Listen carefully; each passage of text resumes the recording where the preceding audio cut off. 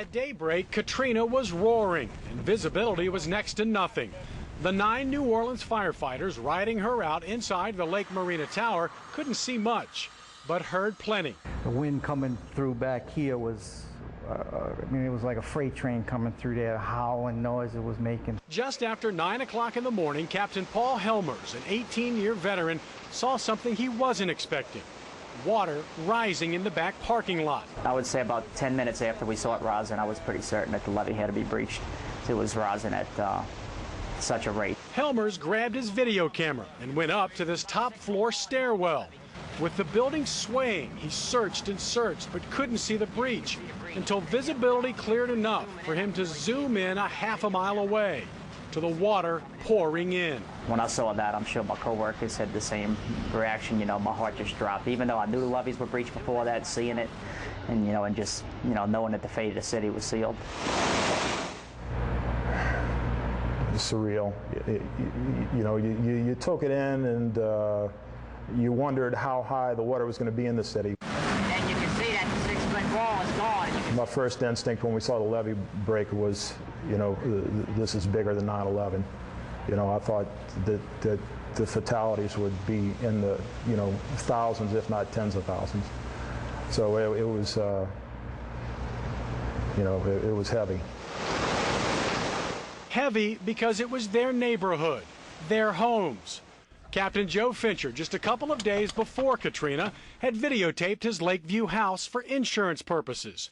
Now it was filling up with 10 feet of water. The floodwaters also destroyed the Lakeview home of Captain Gordon Case. He didn't see it happen, but he had firefighters on his crew watch from above as the water swallowed their homes. I guess it would have to be torture to know that you can see the water rising on your house and not be able to do anything about it. But as the water kept rising, they knew what their role would be: rescues. As soon as we saw the water come in the parking lot, I'm thinking people are going to be dying soon. That was my first thought. By early afternoon, when the winds calmed enough, the firefighters swam out to find a boat. They found this blue one that today still sits along the condo parking lot wall. Captain Case hot-wired it, and they made the first of many life-saving trips into the neighborhood near the breach. He was standing on his bathtub with water up to his chin when we got over there. And me and my firefighter, Pat Ball, took and broke the window out and was able to rescue him. He wasn't saying much. He barely could stand. And we got him in, and I don't think he would have made it much longer. The water was still rising at that point, and I think he would have surely drowned in the next few minutes. The rescues continued for 4 days, from sunup until it was just too dark. First responders simply do their job. They do not consider themselves heroes. And nearly 10 months after the storm, they don't think about the people they saved. It's the people they couldn't get to. I try not to think about it too much. Too many people suffering. 4 too many people needed help. And you knew you couldn't get to them all? No, we only had a crew of 9 men here. As you can see, there's thousands of houses. The firefighters say there's a reason you haven't heard their story so many months after the storm. The video they shot of the levee breach was used in the recently completed congressional investigation. And while they testified, they were told to stay quiet about what they saw until it was over. And they say what they saw wasn't what was being reported in those first few months.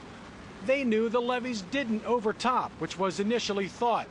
And they knew the 9:45 a.m. time frame of the levee breach was also off. Oh no, it certainly broke by 9 o'clock in the morning. Captains Helmers, Case, and Fincher combined have been in the department for 56 years. But it will be those first 5 days of Katrina they'll never forget. The whole thing I took in kind of like a snapshot in my mind. Remember this, because this is something you're going to remember the rest of your life. Mike Haas, Eyewitness News, Night Watch.